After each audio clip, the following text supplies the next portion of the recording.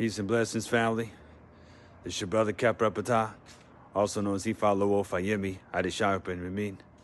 I want to talk a little bit more about Shango, and I just feel like talking about my Baba tonight. But anyway, Shango exists in our environment as the fire, right? The electrical aspect of nature.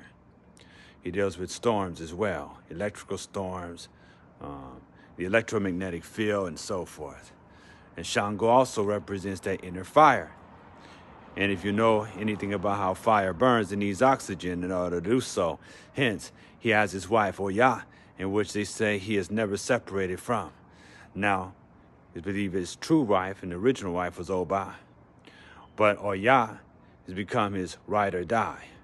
And there's stories about how she actually gives Shango advice.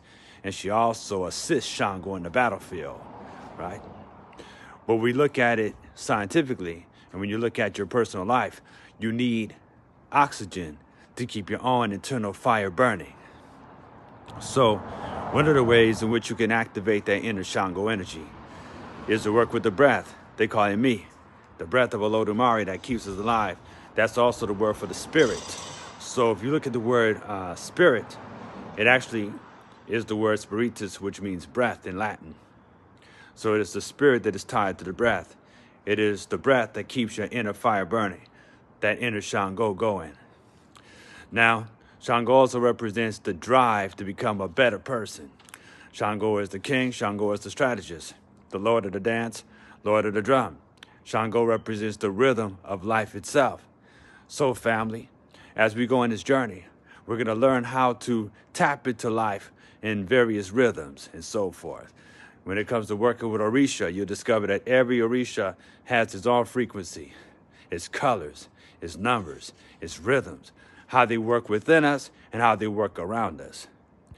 One of the things about being human and being allowed to have this experience is we can experience what they call good fortune, to the development of balanced character, what they call Ewa Puele, and also that Oshun connection. Another one of Shango's favorites is Oshun. She brings beauty and joy. She brings art. She brings creation. She brings design when it comes to all that which is cultural, all that which is sweet, all that which is beautiful. It's that joyful expression in which we want to all be able to emit from ourselves. Because when you can live joyfully in a balanced way, then that's a reflection of having a strong life force.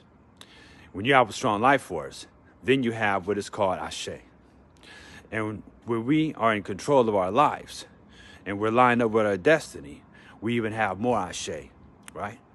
When we allow the energy of Shango within ourselves to give us the strength and a strategy to govern ourselves and to live up to our destiny, then this is when we reach fulfillment. So we deal with the teachings of Isheshe Lagba, which is the traditions of the elders. They talk a lot about this energy called Ashe, but it's also used to end our prayers in the Yoruba and many of your West African-based faiths and traditions.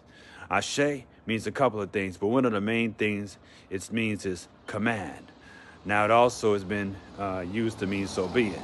But when you establish Ashe, when you gain Ashe, that means that you have the commanding presence. You have the command, you have the oneness to be able to do what it is that you're here to do. People with Ashe get things done.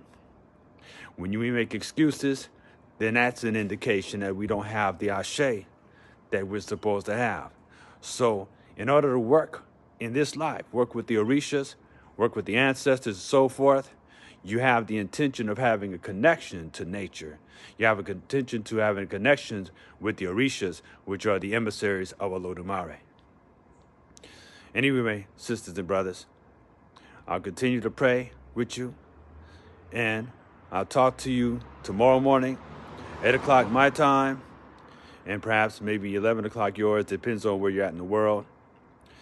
Till then, peace and blessings. Adabo.